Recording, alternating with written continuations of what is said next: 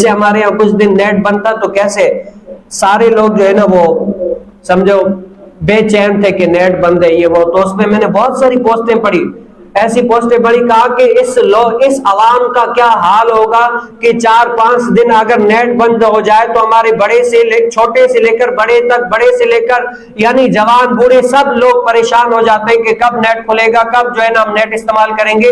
لوگوں کی نیندیں جو ہے نا وہ خراب ہو گئی, بے چین ہو گئے.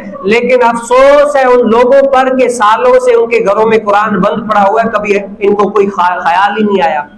سالوں سے قرآن پاک بند ہے, کبھی خیال آیا کہ یار رب کا کلام ہے میں پڑھ لوں اسے. مہینوں سے قرآن کریم فرقان حمید گھر میں پڑا ہوا ہے, کبھی کھول کر دیکھا ہی نہیں. کتنے دن ہو گئے قرآن کو کبھی کھول کر دیکھا ہی نہیں, پڑھا ہی نہیں, اپنے رب تعالیٰ کی بات کو مانا ہی نہیں. وہ کبھی بھی اس کو پریشانی وقت ہوئی نہیں. اگر 3 دن نیٹ بند ہو گیا تو ان کی نیندیں حرام ہو گئی. لوگ پریشان ہو گئے کہ کب نیٹ کھلے گا, ہم جو ہے نا اپنا یہ سکون آئے گا ہمارے پاس. ہم نے سکون کا ذریعہ ہی نیٹ کو بنا لیا. تو بندوں نے کہا کہ ایسی قوم کے پاس جو یہ مصیبت آتی ہے تو یہ اللہ کی پھر بھی ان کے لیے رحمت ہے.